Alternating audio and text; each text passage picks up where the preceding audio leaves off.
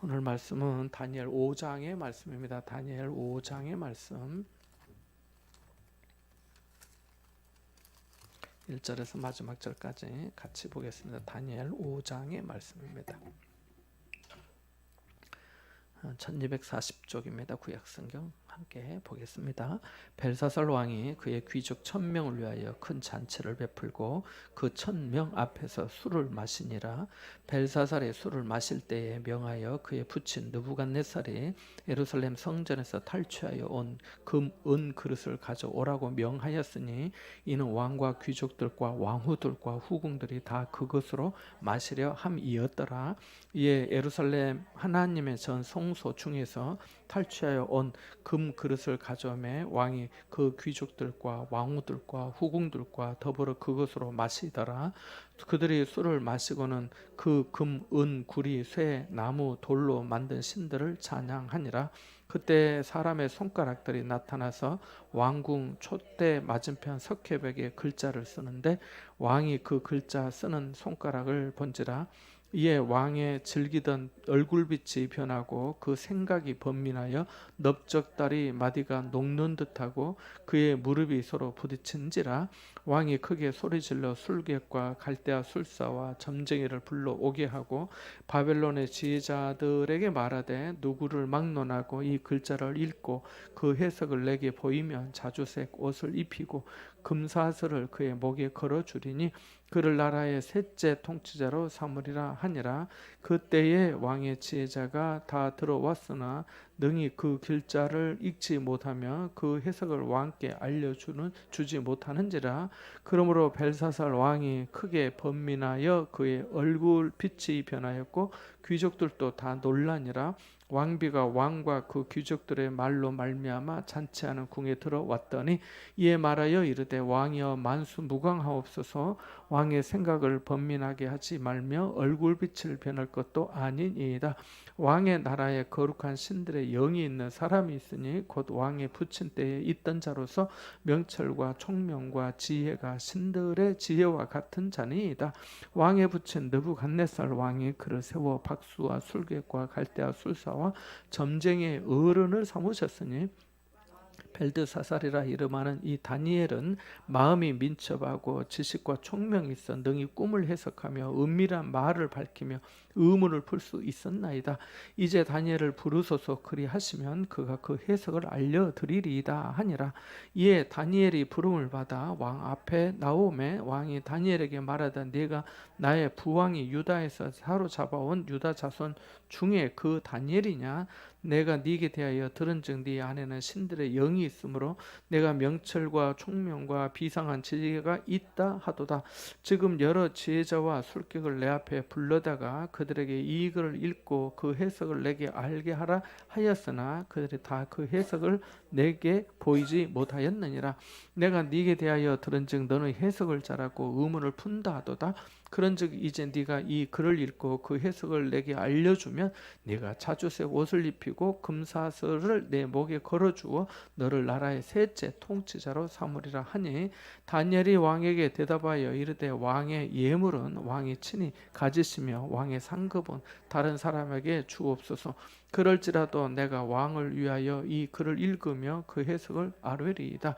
왕이여 지극히 높으신 하나님이 왕의 부친 느부갓네살에게 나라와 큰 권세와 영광과 위엄을 주셨고 그에게 큰 권세를 주셨으므로 백성들과 나라들과 언어가 다른 모든 사람들이 그의 앞에서 떨며 두려워하였으며 그의 임의로 죽이며 임의로 살리며 임의로 높이며 임의로 낮추었더니 그가 마음이 높아지며 뜻이 완악하여 교만을 행함으로 그의 왕위가 패한 바 되며 그의 영광을 빼앗기고 사람 중에서 쫓겨나서 그의 마음이 들 짐승의 마음과 같았고 또 들나귀와 함께 살며 또 소처럼 풀을 먹으며 그의 몸이 하늘 이슬에 젖었으며 지극히 높으신 하나님이 사람 나라를 다스리시며 자기의 뜻대로 누구든지 그 자리에 세우시는 줄을 알게 이르렀나이다.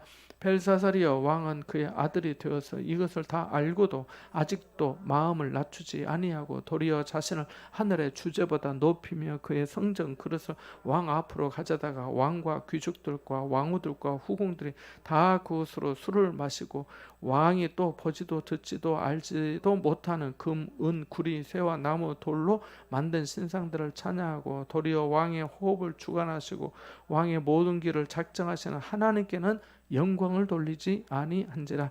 이러므로 그의 앞에서 이 손가락이 나와서 이 글을 기록하였나이다.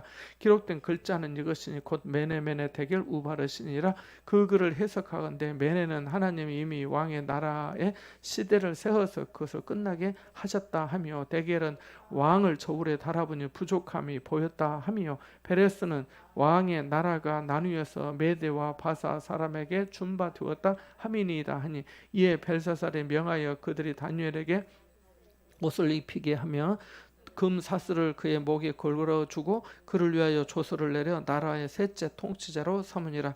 그날 밤에 갈대아 왕 벨사살의 죽임을 당하였고 메대 사람 다리오가 나라를 얻었는데 그때의 다리오는 62세였더라. 아멘. 계속해서 다니엘의 말씀을 생각하면서 함께 보고자 합니다. 앞부분에 1장, 2장, 3장에 나오는 왕은 바벨론의 느부갓네살 왕입니다. 느부갓네살 왕은 유대를 침공하여서 완전히 함락하고 바벨론으로 사람을 포로를 끌고 간 그런 왕이 느부갓네살 왕입니다. 그래서 이 느부갓네살 왕은 여기 다니엘뿐 아니라 이사야서에도 나오고 또 열왕기하에도 나오고 뭐 이렇게 몇 군데 또 이렇게 나오고 있습니다. 자, 오늘 말씀에 보면 느부갓네살의 왕의 아들 벨사살 왕이 등장합니다. 그러니까 이제 느부갓네살은 죽었고 이제 벨사살 왕이 이렇게 왕의 즉위하여서 보니까 귀족 1000명을 불러다가 큰 잔치를 베푸고 그 예루살렘에서 아버지가 이렇게 탈취물 해온 금과 은 그릇을 가져다가 왕과 귀족들과 왕후들과 후궁들이 다 그것으로 마시려고 했고 또 마셨다라고 4절 말씀에 보면 나옵니다. 그래서 이 벨사살 왕이 아주 그냥 어마어마한 10명도 아니고 100명도 아니고 1000명 그리고 또 거기에 왕후들과 후궁들까지 아무튼 뭐 대단한 어떤 술판을 벌인 것으로 보입니다. 그래서 본문에서 배울 수 있는 첫 번째 교훈은 향락을 일삼고 하나님을 멸시하면 결국 파멸에 이른다라고 하는 것입니다. 자, 여기에 벨사살 왕이 말씀드린 대로 그렇게 큰 잔치에 술판을 벌리고 또 하나님의 성전에서 가져온 그 기물들을 금과 은그릇들을 사용해서 또 잔치를 그렇게 한 것을 알게 됩니다. 뿐만 아니라 4절 말씀에 이렇게 말씀합니다. 같이 한번 읽어보겠습니다. 그들이 술을 마시고는 그 금, 은, 구리, 쇠, 나무, 돌로 만든 신들을 찬양하니라. 아멘. 그래서 이 말씀에 보면은 이렇게 큰 술판을 벌릴 뿐만 아니라 금으로, 은으로, 또 뭐 구리로, 또 쇠로, 또 나무로 만든 이 우상들을 찬양하고까지 그렇게 하고 있습니다. 먼저 몇 구절 말씀을 드린다는 게 또 깜빡했네요. 5절과 6절 좀 표시해도 좋겠습니다. 5절, 6절 그리고 12절 말씀, 12절 말씀, 17절 말씀, 20절부터 23절, 20절부터 23절, 20절, 21절, 22절, 23절, 그리고 25, 26, 27, 28절 이렇게 표시를 하면 좋겠습니다. 25, 26, 27, 28절까지 그렇게 하면 좋겠습니다. 자, 다시 이렇게 벨사살 왕이 향락을 일삼고 또 정말 우상을 찬양하는 기가 막힌 일을 이렇게 벌리고 있습니다. 물론 그 벨사살 왕의 입장에서는 자기에게는 뭐 특별히 뭐 하나님을 경외함이나 이러한 것이 뭐 크게 없었기 때문에, 그리고 당대의 문화가 다 그런 시절이었기 때문에 뭐 별거라고 또 당연히 그렇게 할 수 있다고 생각했을 것으로 보입니다. 자, 그런데 성경에서는 왕은 술과 여자를 멀리하라고 말씀합니다. 우리 한번 찾아서 읽어볼까요? 잠언 31장 3절에서 6절 말씀 한번 찾아보겠습니다. 잠언 31장 3절에서 6절 말씀 잠언 31장 마지막 절이죠. 여기에 느무엘 왕에게 그의 어머니가 당부한 그런 말씀이거든요. 3절에서 6절까지 같이 한번 읽어보겠습니다. 잠언 31장입니다. 내 힘을 여자들에게 쓰지 말며 왕들을 멸망시키는 일을 행하지 말지어다. 누무엘아, 포도주를 마시는 것이 왕들에게 마땅하지 아니하고 왕들에게 마땅하지 아니하며 독주를 찾는 것이 주권자들에게 마땅하지 않도다. 술을 마시다가 법을 잊어버리고 모든 공고한 자들의 송사를 굽게 할까 두려우니라. 독주는 죽게 된 자에게, 포도주는 마음에 근심하는 자에게 줄지어다. 아멘. 그래서 여자들에게 힘을 쓰지 말고 또 포도주, 독주, 술을 마시지 말라고. 왜냐하면 술 마시다가 법을 잊어버리고 모든 가난하고 공고한 자들의 송사, 이 왕이 재판도하고 판결해 줘야 되는데 그런 모든 일들까지 다 굳게 할까 두렵다, 이렇게 말씀하고 있습니다. 그래서 이 벨사살 왕은 또 나중에 나옵니다만 뒷부분에 우리 읽어본 바와 같이 부친 느부갓네살로부터 정말 자기가 완전히 하나님을 경외하는 그런 정도는 아니라 해도 지극히 높으신 하나님에 대해서 분명히 들었고 또 아버지가 겪었던 일들에 대해 알고 있었음에도 불구하고 무지와 향락의 죄를 범하고 또 하나님의 성전의 그릇을 거룩하게 구별하지는 못할 망정 그 하나님의 거룩하심을 훼손하고 멸시한 것이죠. 그래서 우상숭배의 죄를 또한 범했습니다. 이유는 하나지요. 교만해서 그런 거죠. 교만해서. 그래서 바로 그러한 부분들을 우리가 말씀을 통해서 알 수가 있습니다. 그래서 자기가 그러한 거죠. 우리도 한번 생각해 볼 수 있죠. 내게도 하나님에 대한 경외함 없이 함부로 또는 무심코 또 내 즐거움만 추구하는 모습은 없는가라고 하는 것을 말씀을 통해 비춰서 우리 자신에게 또 생각해 볼 수 있겠습니다. 두 번째는 포악하고 교만한 자를 심판하시기 위해 하나님이 직접 개입하신다는 것입니다. 여기 5절과 6절 말씀 같이 한번 읽어봅니다. 그때 사람의 손가락들이 나타나서 왕궁 촛대 맞은편 석회벽에 글자를 쓰는데 왕이 그 글자 쓰는 손가락을 본지라. 이에 왕이 즐기던 얼굴빛이 변하고 그 생각이 번민하여 넓적다리 마디가 녹는 듯하고 그의 무릎이 서로 부딪힌지라. 아멘. 그러지 않겠습니까? 풍악도 올리고 술도 마시고 흉내는 내지 않겠습니다. 제가 아무튼 그러고 있는데 갑자기 손가락이 나타나서 이렇게 글을 쓴 거죠. 메네메네 되게 우바르시리라고. 물론 그걸 알아보지를 못했죠. 저게 도대체 무슨 글이냐. 그리고 또 왜 내가 지금 술 먹어서 헛것을 본 거냐. 헛것이 아니고 저희도 다 보입니다 하면서 갑자기 나타난 손가락들이 글을 착 쓰는 거죠. 석회벽에. 촛불 맞은편 석회벽이니까 아주 잘 보이는 곳에 그랬다는 것으로 알 수가 있습니다. 그걸 보고 기겁을 하는 거죠. 얼굴빛이 변하고 생각이 번민하고 넓적다리 마디가 녹는 듯하고 그의 무릎이 부딪혀서 이렇게 덜덜덜덜덜덜 떨었다는 것을 말씀해주고 있습니다. 그래서 이 말씀을 통해서 보면 이렇게 정말 그 술판을 크게 벌리고 하나님을 멸시하고 또 게다가 우상을 찬양하면서 있는 그에 대해 하나님께서 직접 개입하신 역사지요. 고린도전서 1장 25절에 보면 하나님의 어리석음이 사람보다 지혜롭고 하나님의 약하심이 사람보다 강하다라고 말씀합니다. 그리고 로마서 12장 19절에도 보면 내 사랑하는 자들아 너희가 친히 원수를 갚지 말고 하나님의 진노하심에 맡기라. 기록되었으되 원수 갚는 것이 내게 있으니 내가 갚으리라고 주께서 말씀하시니라 라고 말씀하셨습니다. 그래서 성경에 보면은 하나님 앞에 성도들의 기도, 선지자들의 기도, 또 누군가의 기도에 대해 하나님께서 응답하시고 길도 열어주시는 것도 있지만 그런 어떤 것 없이 하나님께서 보시고 직접적으로 개입하여 역사한 일들도 우리가 또 찾아볼 수 있습니다. 대표적인 예가 소돔과 고모라의 멸망이죠. 그래서 하나님께서 소돔과 고모라 땅에 악이 완전히 그냥 극에 달하였기 때문에 하나님께서 천사들을 보내서 그 땅을 심판하도록, 그래서 하늘에서 유황불이 내려서 그 성을 완전히 뒤엎도록 그렇게 하셨죠.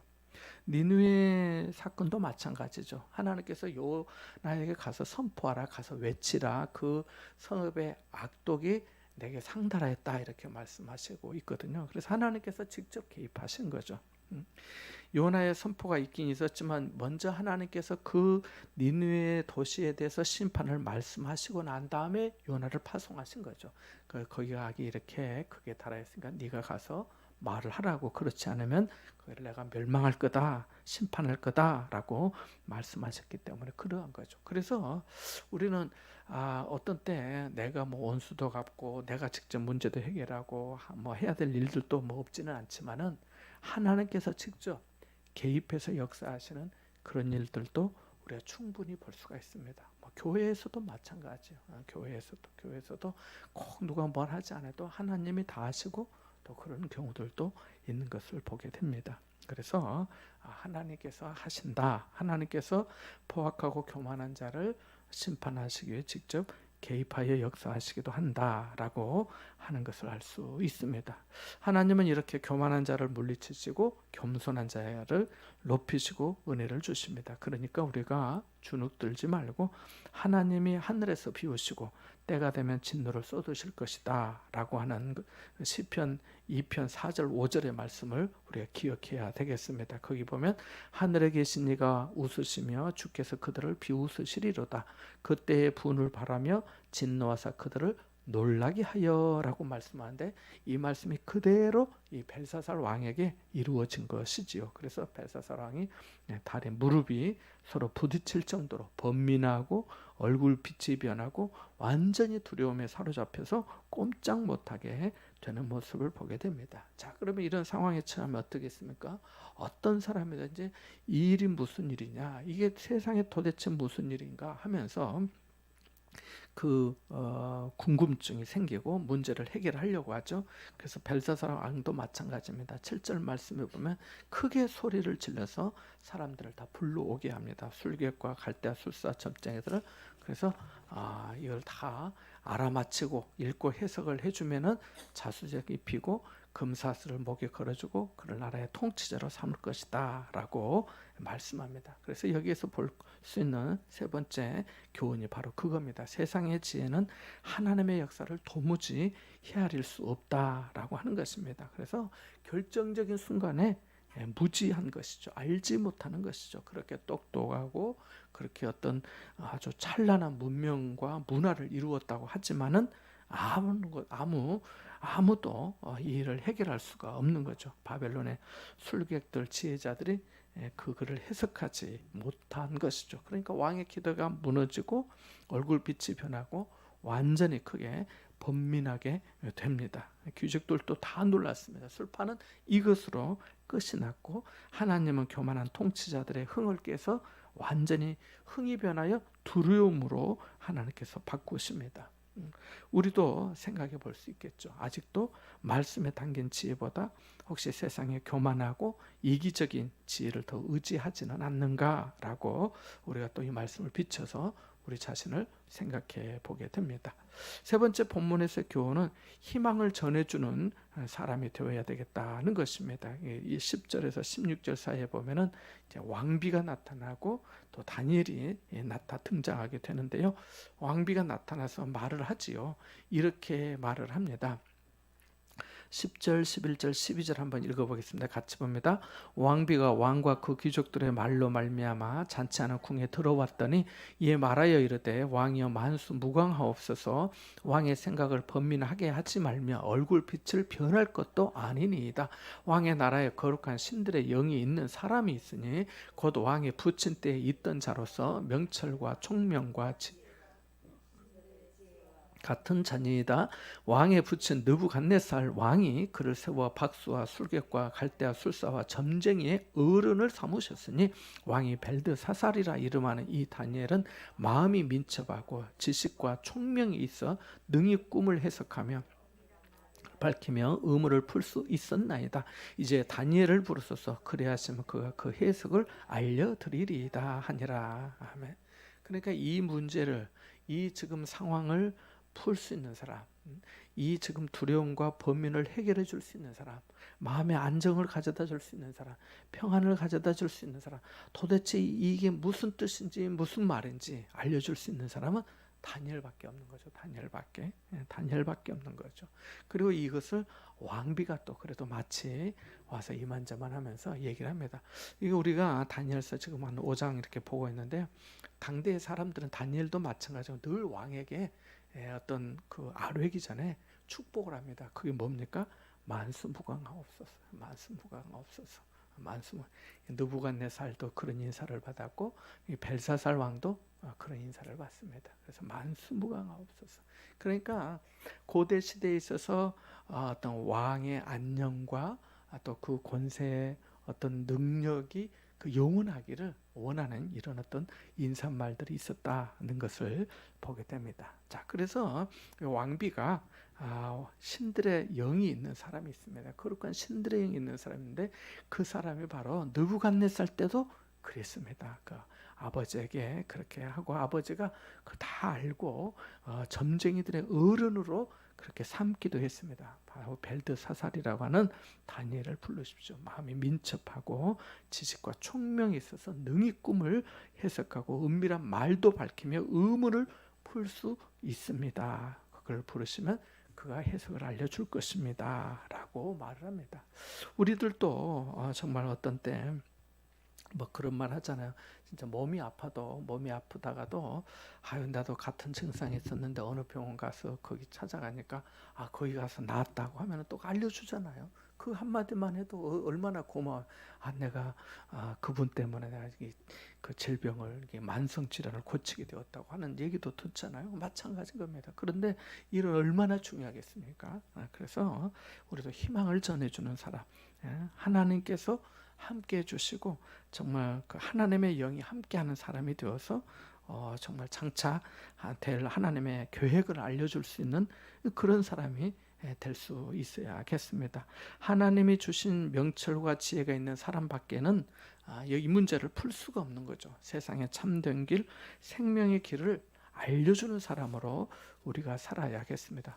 내가 못 살겠다고, 내가 어떻게 살아야 되겠냐고 하면 예수님 믿으시라고, 전 말씀드린 대로 뭐 누가 나한테 얼굴이 좋다면 예수 믿으시라고 얘기한다고 했잖아요. 예수 믿으시라고 항상 웃고 다녀. 뭐가 그리 좋냐? 예수 믿으시라고.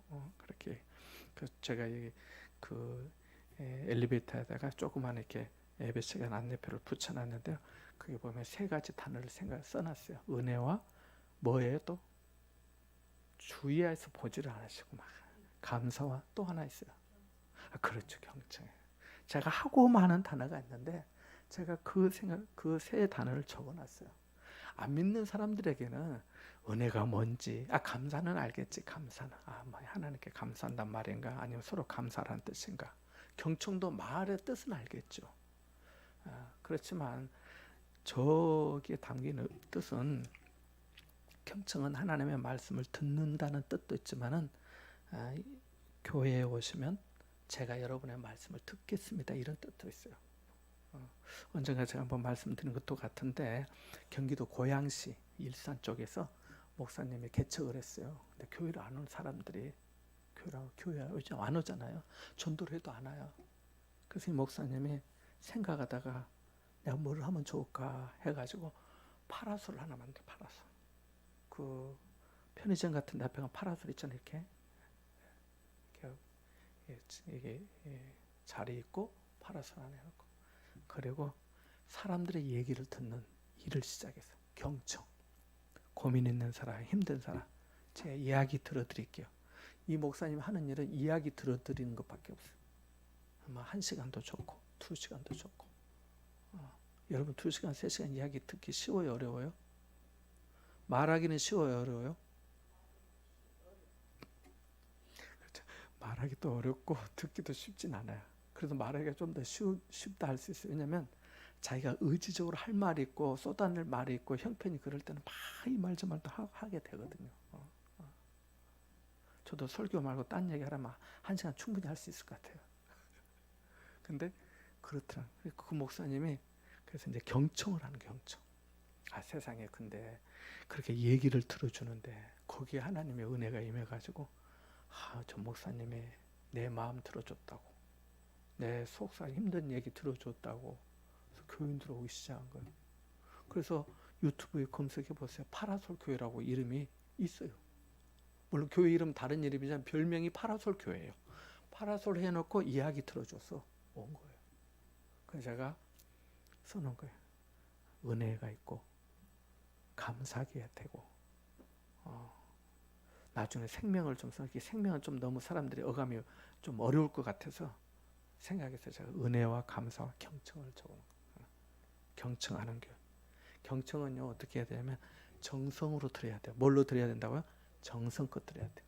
정성껏. 저도 그러려고 하는데 마음은 그러려고 하는데 그리 못할 때도 있는 것 같아요. 그래서 정성껏 듣는 거. 예. 그러시군요. 힘드시군요. 어려우셨겠네요. 막 하면서 듣는 거예요. 경청해서.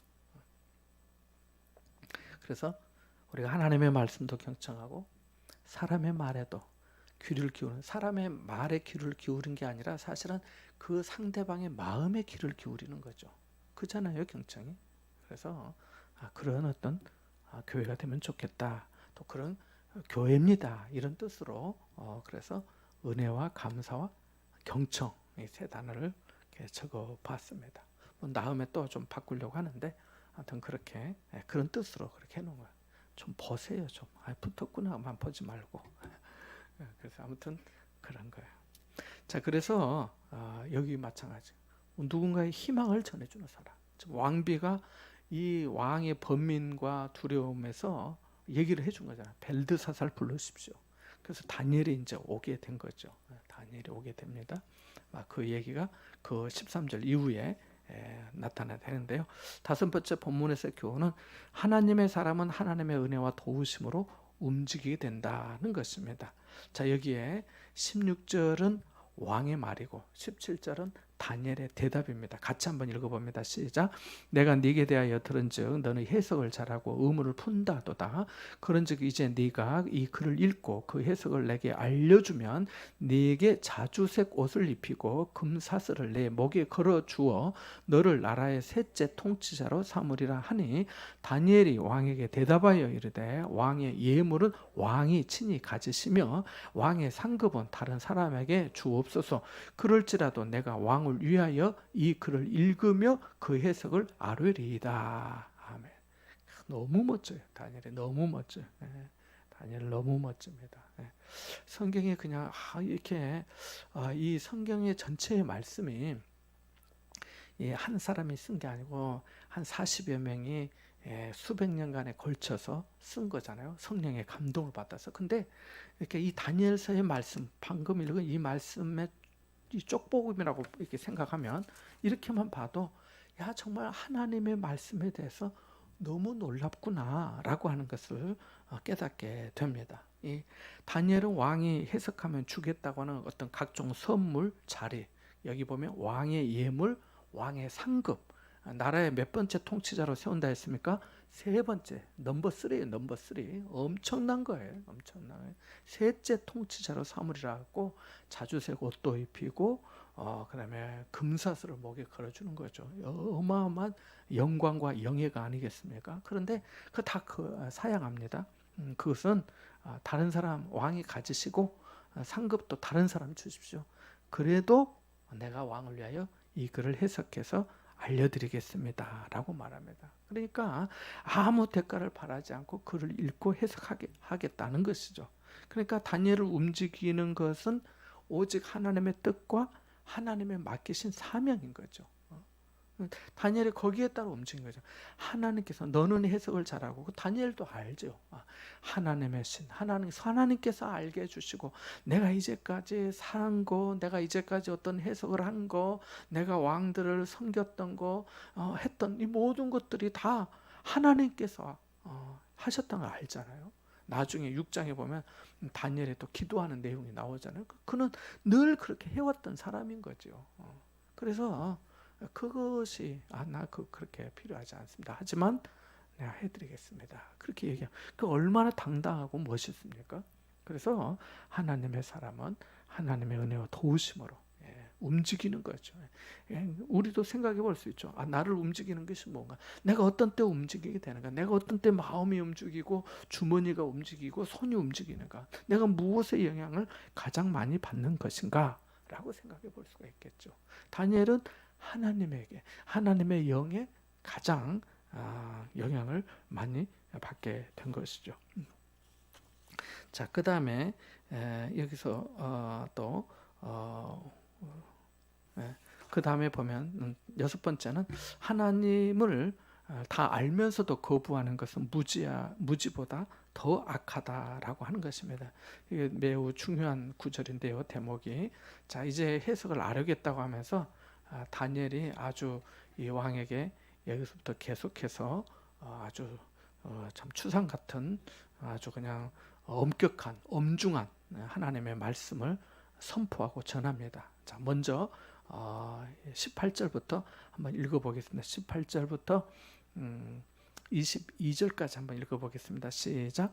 왕이 지극히 높으신 하나님이 왕이 붙인 느부갓네살에게 나라와 큰 권세와 영광과 위엄을 주셨고 그에게 큰 권세를 주셨으므로 백성들과 나라들과 언어가 다른 모든 사람들이 그의 앞에서 떨며 두려워하였으며 그는 임의로 죽이며 임의로 살리며 임의로 높이며 임의로 낮추었더니 그가 마음이 높아지며 뜻이 완악하여 교만을 행함으로 그의 왕위가 폐한받으며 그의 영광을 빼앗기고 사람 중에서 쫓겨나서 그의 마음이 들짐승의 마음과 같았고 또 들나귀와 함께 살며 또 소처럼 풀을 먹으며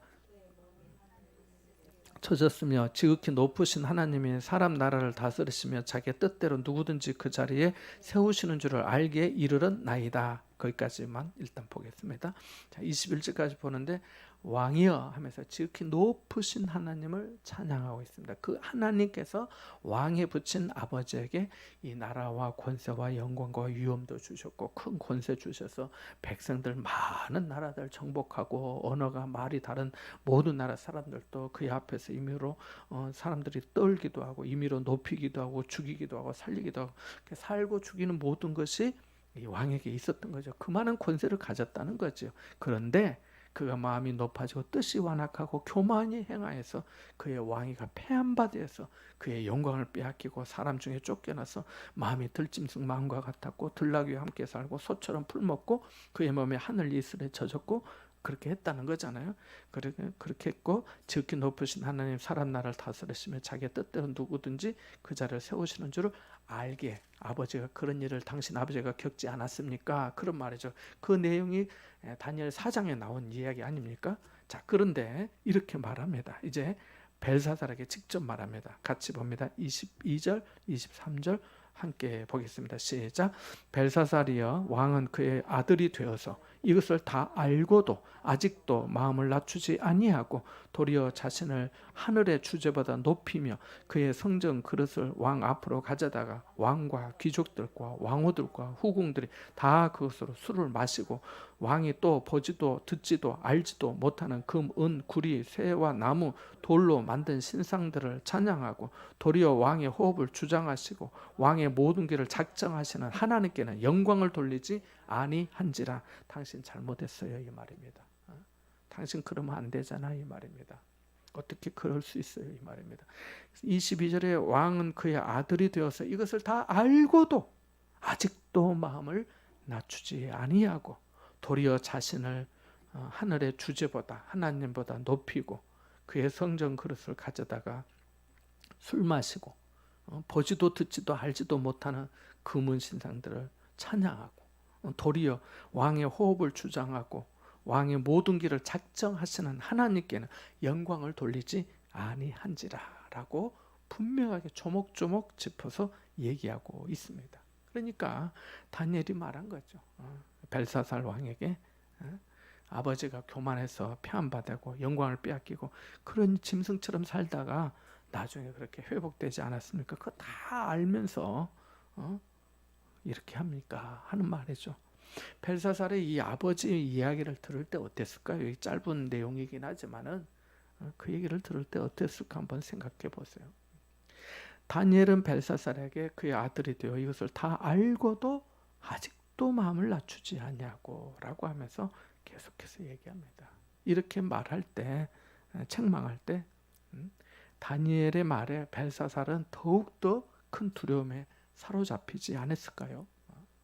자, 지금 해석을 안 하고 먼저 이 얘기를 해주고 있는 거예요. 즉히 높으신 하나님이 왕의 아버지 부친 느부갓네살에게 이만저만했고, 그것은 당신에게도 하나님께서 주신 기회고 은혜인데 당신이 아직도 다 알고도 마음을 낮추지 않고 도리어, 여기에 도리어가 23절에 한번 또 나중에 또 뒷부분에도 또 나옵니다.